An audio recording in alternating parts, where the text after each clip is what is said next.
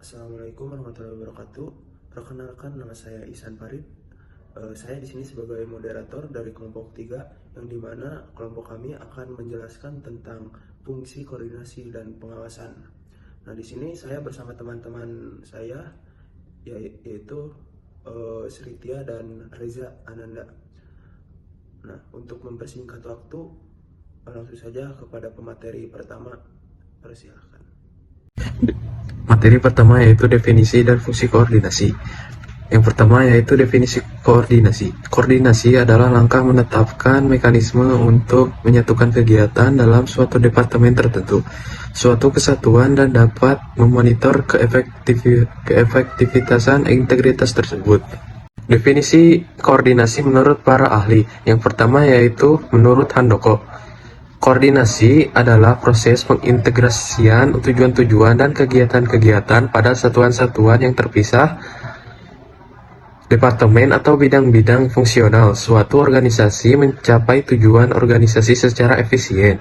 Yang kedua yaitu menurut Branch dalam Hasibuan. Koordinasi adalah mengimbangi dan menggerakkan tim dengan memberikan lokasi, kegiatan pekerjaan yang cocok kepada masing-masing, menjaga agar kegiatan itu dilaksanakan dengan keselarasan yang semestinya di antara para anggota itu sendiri. Ya, selanjutnya menurut Terry dalam Soekarno, koordinasi adalah suatu sinkronasi yang tertib dalam upaya untuk memberikan jumlah yang tepat, waktu mengarahkan pelaksana yang mengakibatkan harmonis dan tindakan terpadu untuk tujuan lain. Yang terakhir yaitu menurut Projowijono, koordinasi merupakan suatu kegiatan yang rumit, apalagi pelaksanaannya di lapangan. Selanjutnya ada fungsi koordinasi. Menurut Handayaningrat, menjelaskan fungsi koordinasi adalah salah satu fungsi manajemen di samping adanya fungsi perencanaan, penyusunan pegawai, pembinaan kerja motivasi, dan pengawasan. Dengan kata lain, koordinasi adalah fungsi organik dari pimpinan. Yang kedua, untuk menjamin kelancaran mekanisme prosedur kerja dari berbagai komponen dalam organisasi. Yang ketiga, sebagai usaha untuk mengarahkan dan menyatukan kegiatan yang mengandung dengan adanya keterpaduan integrasi yang dilakukan secara serasi dan sinkronisasi dari seluruh tindakan yang dijalankan oleh organisasi. Yang keempat, sebagai faktor dominan dalam kelangsungan hidup suatu organisasi pada tingkat tertentu. Yang terakhir, untuk melahirkan jaringan hubungan kerja atau komunikasi. Selanjutnya ada bentuk pengawasan.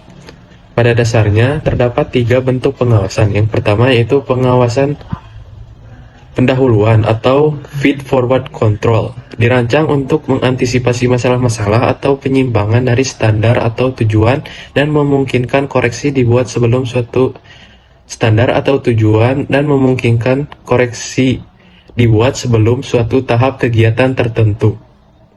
Yang kedua yaitu pengawasan konsulen, yaitu pengawasan yang dilakukan bersamaan dengan pelaksanaan kegiatan. Pengawasan ini merupakan proses di mana aspek tertentu dari suatu prosedur harus disetujui terlebih dahulu, atau ada syarat yang harus dipenuhi terlebih dahulu. Yang terakhir yaitu pengawasan umpan balik atau feedback control. Pengawasan ini mengukur hasil-hasil dari suatu kegiatan yang telah diselesaikan. Selanjutnya, pengawasan dalam konteks universal. Menurut Kamus Besar Bahasa Indonesia, KBBI, pengawasan adalah kesadaran yang tertuju pada peristiwa atau fakta sebagai metode dalam penelitian.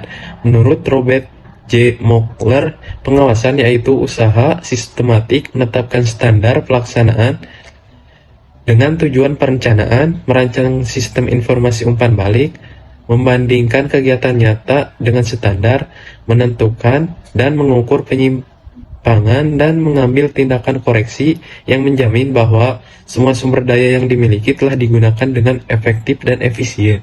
Selanjutnya, pengawasan dalam pandangan Islam. Pengawasan dalam pandangan Islam dilakukan untuk meluruskan yang tidak lurus, mengkoreksi yang salah, dan membenarkan yang hak. Dalam persepsi syariah, pengawasan itu paling tidak dilihat dari 2 sisi. Pertama, pengawasan yang berasal dari diri sendiri, Yang kedua, pengawasan dari luar. Yang pertama yaitu pengawasan dari diri sendiri.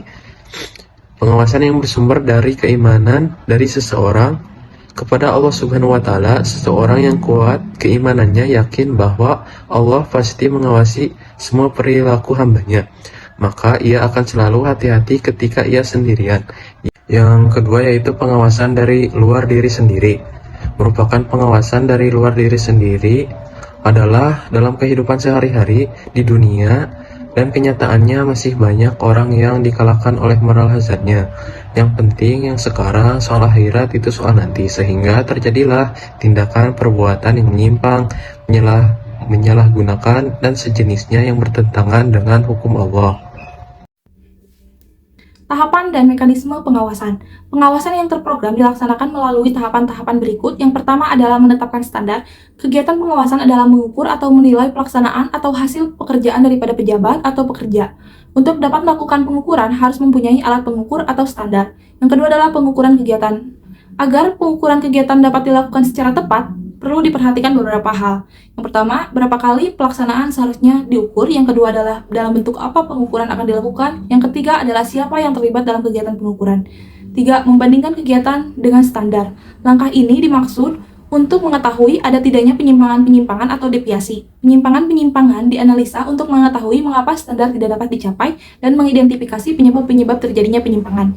Yang keempat adalah melakukan tindakan koreksi. Bila hasil analisa menunjukkan perlunya tindakan koreksi, maka harus dilakukan tindakan berupa mengubah standar, mengubah pengukuran kegiatan, dan mengubah cara dalam menganalisa dan menginterpretasikan penyimpangan-penyimpangan.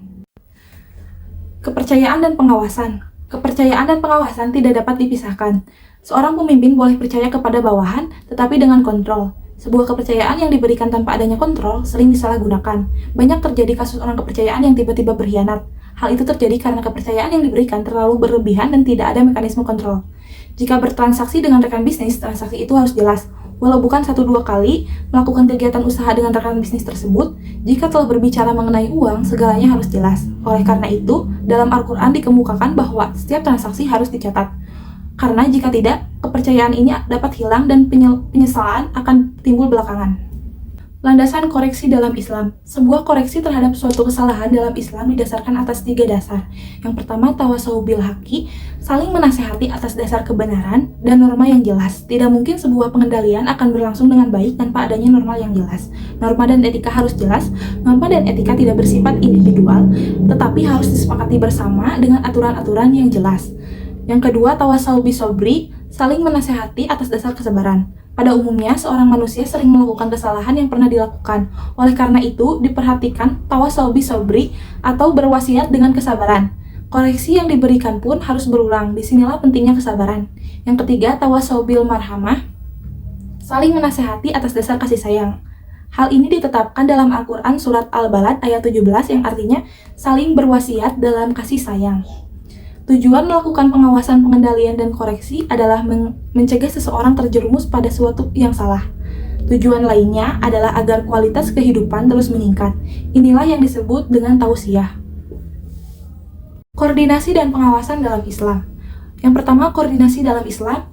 Koordinasi adalah proses pengaturan, memadukan, dan pengintegrasian kepentingan bersama untuk mencapai tujuan bersama secara efisien dan efektif. Dalam Islam, koordinasi dapat menjadi titik awal untuk menjalankan unit-unit atau sumber daya manusia yang ada pada organisasi. Koordinasi menyatukan tujuan dari beberapa unit dan sumber daya manusia untuk menjalankan arah tujuan dari organisasi tersebut. Yang kedua, ada pengawasan dalam Islam.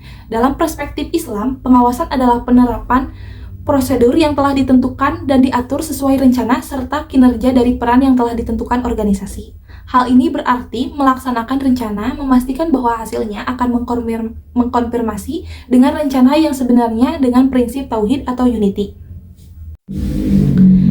Referensi Al-Quran dan Sunnah untuk koordinasi dalam Islam terdapat dalam Surat Al-Baqarah ayat 208 dan untuk pengawasan dalam pandangan Islam terdapat dalam Surat Al-Mujadilah ayat 7. Nah, dapat disimpulkan dari materi koordinasi dan pengawasan merupakan elemen penting dalam organisasi yang saling terkait dan saling mendukung. Koordinasi yang baik memastikan keselarasan yang antara berbagai tugas, fungsi, dan unit kerja dalam mencapai tujuan organisasi. Sedangkan pengawasan memastikan bahwa koordinasi tersebut dilakukan secara efektif dan dapat menghadapi perubahan yang akan terjadi.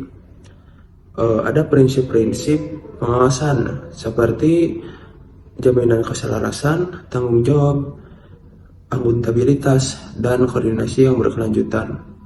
Nah, menjadi landasan untuk memastikan pengawasan yang efektif dalam konteks koordinasi.